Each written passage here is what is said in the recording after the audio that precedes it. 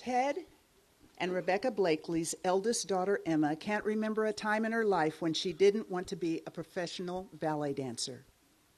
But once she turned 13, it got serious.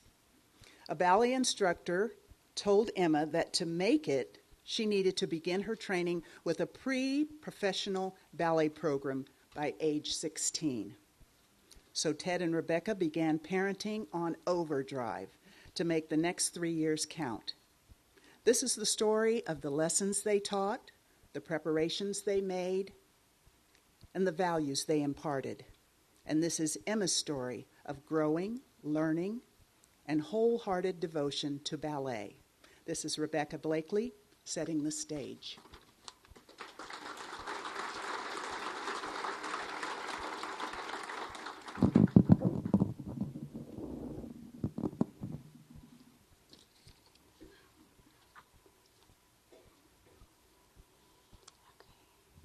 This is Emma. This past fall, we loaded up her belongings and moved her to Pennsylvania to begin her pre-professional ballet training with the Pittsburgh Ballet Theater School. The world of ballet is beautiful, even magical, but it is also demanding, intense, highly competitive, and often unforgiving. It is a world that demands strength. In the months before Emma was born, we devoured parenting books. By the time she arrived, we were set on raising a strong girl. We didn't know the particular world for which we were preparing her, but we knew strength would always be an ally. There would be no damsel in distress Disney princess movies in our house. None. We didn't want our girl waiting for a prince. We wanted Emma to find her independence and courage. We didn't say things like, "What a sweet girl," or "Look how beautiful you are." Rather, we said, "What a brave girl," and "Look how strong you are."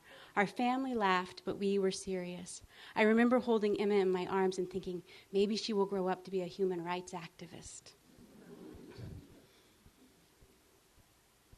But with our blessing, Emma chose her own path, one that called to her when she was little. When Emma was 2, her Aunt Catherine showed her a video of the Nutcracker with Mikhail Baryshnikov and Gelsey Kirkland. Emma watched it over and over. We were bored. She was enthralled. This was the beginning. The last time Emma begged me to watch this video with her was about 10 weeks ago. Emma began her ballet at age 3. She took it on wholeheartedly, mastering every move to the best of her 3-year-old ability. But over the years, as she continued to immerse herself in the beauty of ballet, we all began to learn how tough that beautiful world is. It was a world that we often just wanted to rescue Emma from, but somehow knew we mustn't. She would struggle with anxiety, panic attacks, and social isolation, all within her ballet life, but she just kept dancing. It was inspiring and heartbreaking. We had told her she was strong, and she was showing us strength. We had told her she was brave, and she was teaching us what bravery was. She just kept revealing more and more determination. Where the determination came from, we don't entirely know, but what Emma absolutely knew at every moment of her journey was that she had our blessing, always and forever, success or failure, no matter what. She had our blessing in choosing to dance, and she would have our blessing if the day came that she chose not to dance. Journal entry 2014. Just completed Emma's 7th recital. Stan says to go professional, it takes raw talent, and Emma's got it. But she has to be off at a school by 16. Heads are spinning here. Letting her go in 3 years, finding the money, and is it really possible? We are excited for her, and sad she may be gone soon. We had taught Emma to do what she loves. In the locker room, girls talked about their parents telling them they can't dance past high school because there is no money in ballet. But Emma had watched us pursue our callings while happily driving beaters and shopping at thrift stores. Our values were clear. If you love it, you must do it. Passion and joy are the ultimate currency. During middle school, Emma began to feel the otherness that came with her thrift store clothes. I remember telling her, the reason you will be able to pursue a career in ballet and others won't consider it is because you know you don't need expensive things. A simple life frees you to pursue what you love. Somehow this resonated, and Emma ran with it. The rails were laid with these values, but there were others we wanted to be sure she was strong in before she could leave us. Practical things like making choices that support a moderate and sustainable life, eating well, sleeping enough, practicing unplugging. And there were ways of being in the world that we wanted to make sure we had imparted. Her foundation had to be strong. Trust was that essential piece upon which everything rested. She had to trust we were out for her good. We had to be able to trust that she was fully honest with us.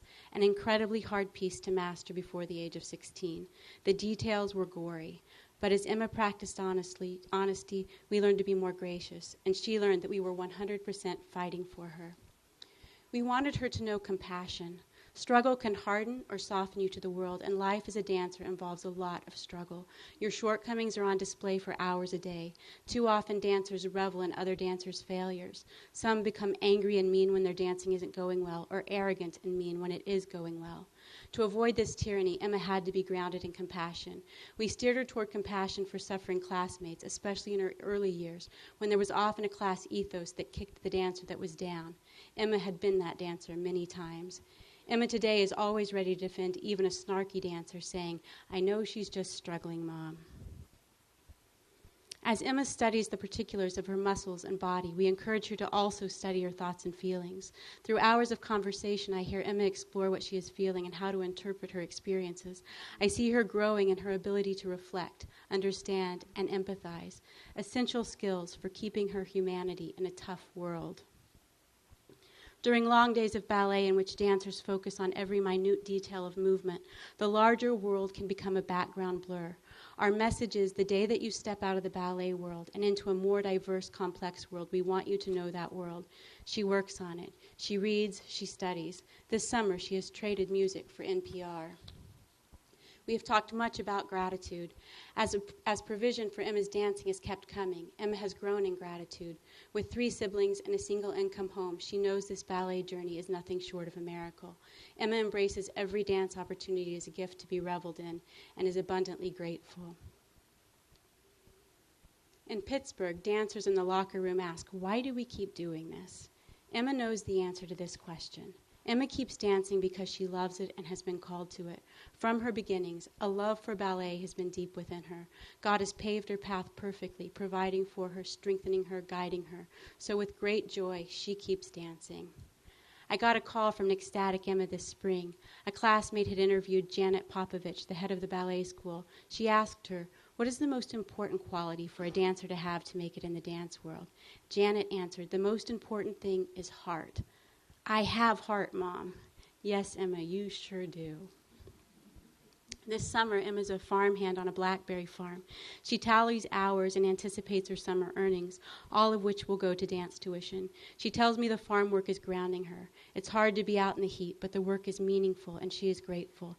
And I am grateful for this strong girl who experiences this depth of meaning, abundance, and joy in her life.